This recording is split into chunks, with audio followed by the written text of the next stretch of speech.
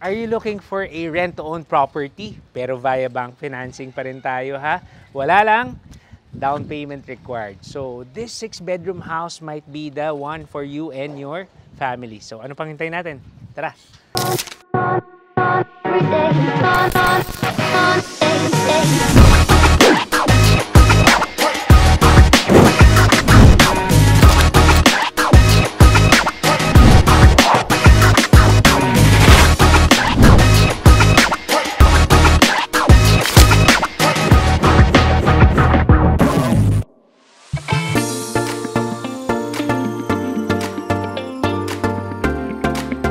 This 6-bedroom house is located inside Greenwoods Executive Village here in Pasig/Taytay area.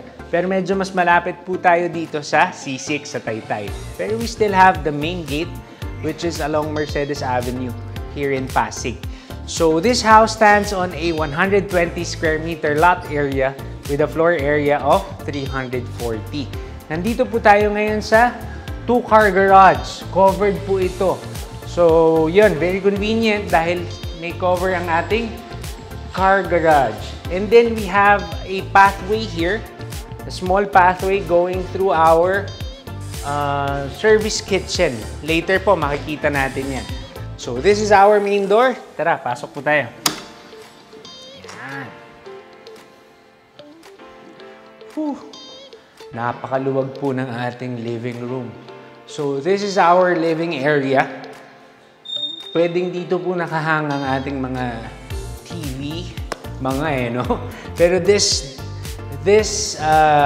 backdrop can really house a very big TV. Maybe kung mga 100-inch TV, kung available na ba yun, kasyang-kasya dito, napakaganda. Ang ating backdrop, meron na tayong dark gray na WPC dito. It's a very good backdrop for our wall. And then, on this side, meron tayong massive sliding windows that overlooks yung labas na ng property. And then on this side, pwedeng dito yung ating couch. Pwede po kayo magpa-customize ng couch dito. Siguro yung L-type na malaking-malaki. So, napakaluwag. Actually, pwede pang magkaharap na dalawang couch dito, then you have a center table. Nasa sa inyo na po kung ano pong gusto nyong design. And then this very spacious area, sarado lang natin to. Yan. Ang dami pang pwedeng mangyari dito sa area na to, guys. Yan. Pero hindi ito ang ating dining, ha? Ang ating dining area ay this one. Yan. So, kung mapapansin nyo, meron na rin mga decorative lighting inside the property. So, napakaluwag pati ng ating dining area. Dining area, pwedeng round table, malaking round table, or pwede ring long table dito. And then, napakarami nating mga glass windows that gives natural air and natural lighting sa loob ng ating bahay. Ang lot area natin 120 lang, pero nasulit po yung 120 na yun. Sulit po sa property na to. So, if you're a big family na naghahanap ng sariling bahay na wala masyadong pandown, baka ito na po yun. For our main kitchen, meron pa tayong center island. Ayan, di ba? Pwedeng nandito yung coffee nook, pwedeng breakfast nook. Ito na yon. And then, napakaluwag ng ating kitchen. This is our kitchen. Medyo kakaiba yung pagka-marble nung design niya. Pero this is dark. More on black and parang gold yung design niya. And then you have the 2-burner cooktop here. Pero meron na rin siyang range hood. So, kahit magluto kayo ng tuyo, meron pa rin pupuntahan yung ating amoy, di ba? Lalabas pa rin siya. You also have your overhead kitchen cabinets and then your, kumbaga, underneath kitchen cabinets. And then this one is your black Double sink and faucet. Yan. Ang ating refrigerator ay dito po. For the refrigerator, kasya po yung malalaking ref side by side dito. Saktong-sakto po yan. So, for big families, para po talaga sa inyo to. And then, we still have our service area or service kitchen. Laundry, pwede rin dito eh. Kaya may water supply. This is our service kitchen. Kung gusto nyo yung mga heavy cooking dito, pwedeng-pwede. Tapos, dito yung ating washer dryer or pwede rin dun sa may labas, banda. Palagyan nyo na lang ng bubong yung pathway para at least di nababasa yung inyong washer and dryer.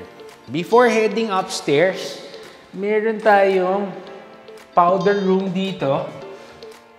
Meron na siyang sink and faucet. You have the mirror.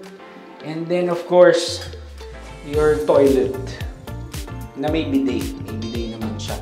So, para lang sa mga guest or kung nandito kayo sa sala, hindi nyo na kailangan umakyat sa second floor para mag-CR.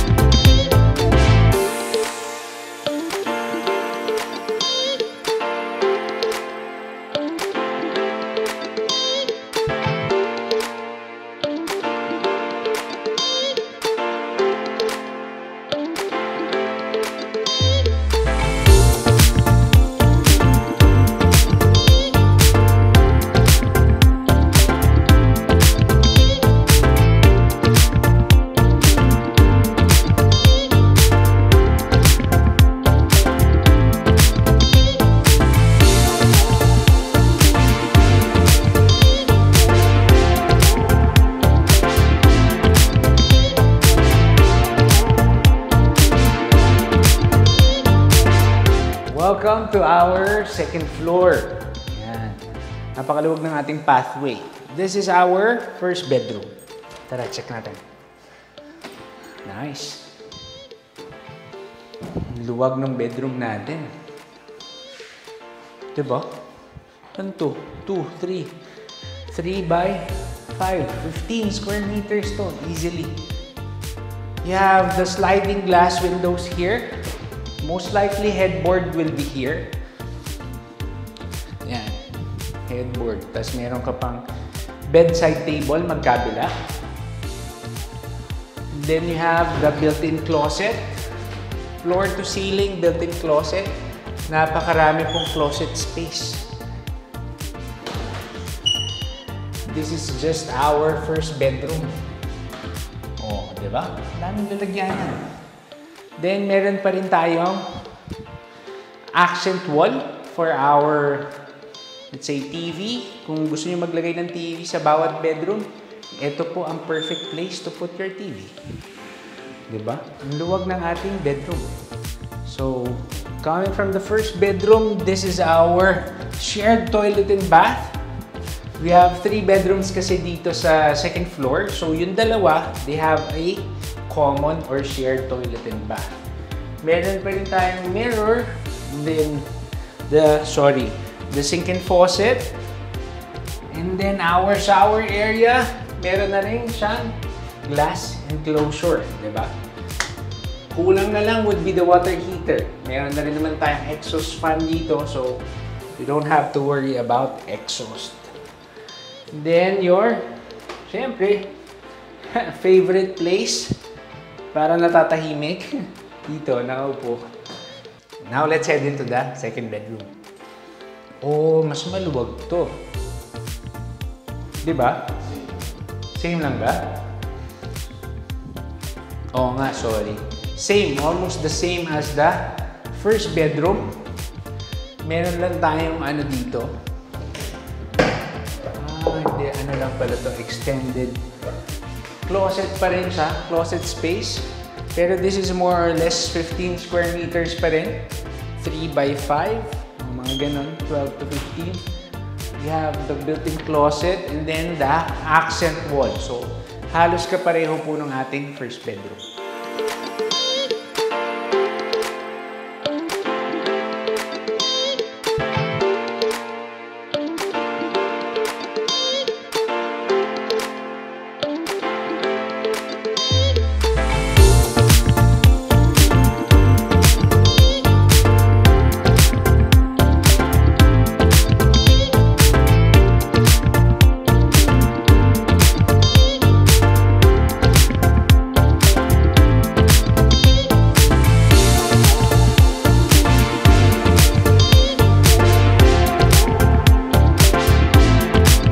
Now, let's go to the master bedroom. Yun. O, diba? Itong malaki. Napakalaki nito. So, most likely, this is where your king-size bed, ultra king-size bed, kung ano pong pinakamalaking bed na meron, kasyang-kasya po dito. This is more or less 4 meters by 6 siguro. Not including the toilet and bath. Mamaya makikita niyo po yan. On your left side, meron tayong built-in closet dito. The bigger one. Ayan. But we still have another closet dito. So most likely, dahil ito yung mas malaki, ito yung sa mga misis natin. Tapos, ito, sa misis pa rin natin. Ito, dito siguro, para sa mga mister. Pero biro lang po. Medyo mas marami lang po talagang mga damit ang ating mga minamahal sa buhay. Meron din tayong very consistent na accent wall. Usually, ganito yung nandun din sa baba, saka sa previous bedrooms. Dito rin tayo pwedeng maglagay ng TV at kung ano-ano pa. Pwede kayong mag-surround sound dito. Sa totoo lang. And then, we have the sliding glass door going to our balcony. O, diba? Maluwag pa rin yung balcony. But it's not too big. Yan. Sakto lang. Siguro pwede kayo maglagay ng small table. Tapos dalawang coffee chair dito. Kung gusto nyo lang. Medyo maaliwalas naman siya. This house is facing south pala ha. So wala siyang direct sunrise or direct sunset. This is facing south. Yan. For our shower, matte black po ang ginamit na shower head. Yan. Pero napakaluwag po ng ating shower area para pwede po tayo maglagay ng bathtub dito. Pwede nyo pong pag ganon para at least medyo mas maluwag, adjust nyo na lang po itong sliding glass natin. Para pag meron kayong bathtub dito, nandun yung shower area, maluwag na maluwag pa rin po. May bathtub pa si misis nyo, diba?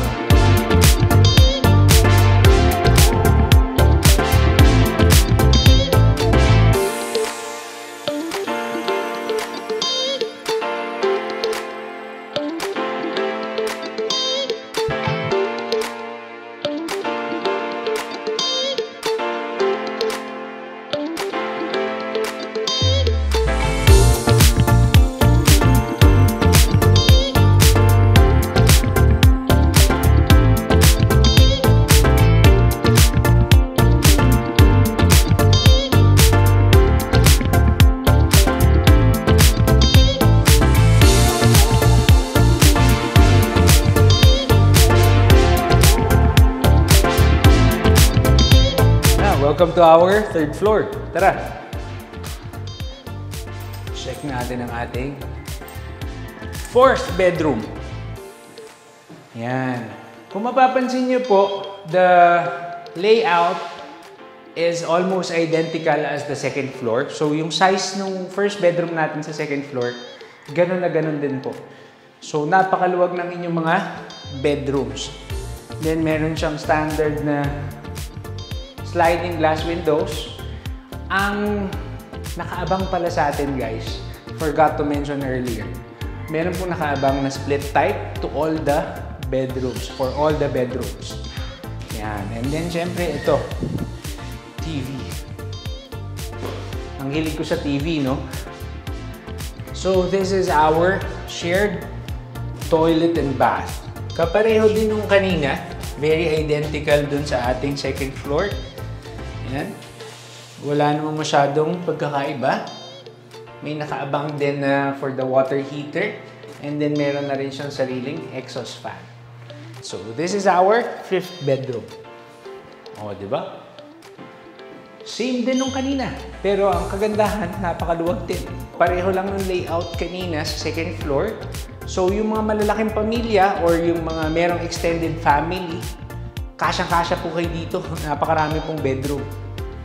Before heading into the 6th bedroom, meron pa tayong area dito na pwedeng gawing study area. Or kung ano man yung gusto nyo, pwedeng parang library style. Diba? Meron ka mga books dito, then you have a table here. Napakaganda, lalo kung may mga estudyante kayo. Ito yung quiet zone nila, yung mga no gadget zone. Ganun. Ito po ang ating 6th bedroom. Ooh! Luwag din ito. 1, 2, 3, 4, 5, 6. Almost 4 meters po by 3, 6, 7, 3 by 5. Mga 15 square meters. Meron tayong windows dito. Openable. And then, parang glass wall. And then, on the other side, we have another one like this na nagbibigay po ng natural lighting sa ating bedroom. Then we have the balcony. Sliding glass door towards our balcony. Yan, alas 3 po kasi ng hapon ngayon, kaya pa ganun yung araw. Kasi doon po ang sunset, doon po ang sunrise. Ito po yung bagong face ng Greenwoods. So medyo malapit po ito sa Taytay Gate.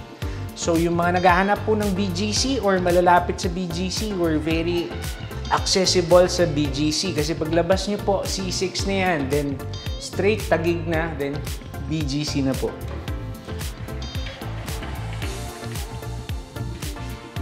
This bedroom, the 6th bedroom, also has a toilet and bath, which is almost identical dun sa mga toilet and bath natin kanina. Diba? Actually, may bonus pa. Diba? Sabi namin 6 bedroom. Eto, may bonus room pa tayo. Parang 7th bedroom na po ito kung gagamitin nyo siyang bedroom. Pero pwede rin po siyang staff room.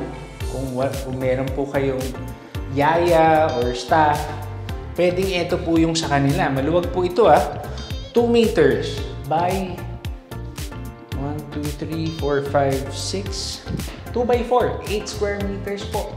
May built-in closet din siya. O, diba? Pwede rin siyang kids room. Meron pang toilet and bath. Mali pala ako. 7 bedrooms pala ito eh.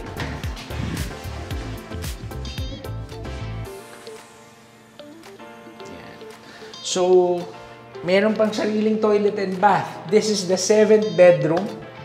This is the 5th toilet and bath. So, we were wrong yung sa introduction namin. 7 bedrooms po ito. 5.5 toilet and bath. So, sobrang panalo na po para sa parang rent-to-own or rent-to-own like term.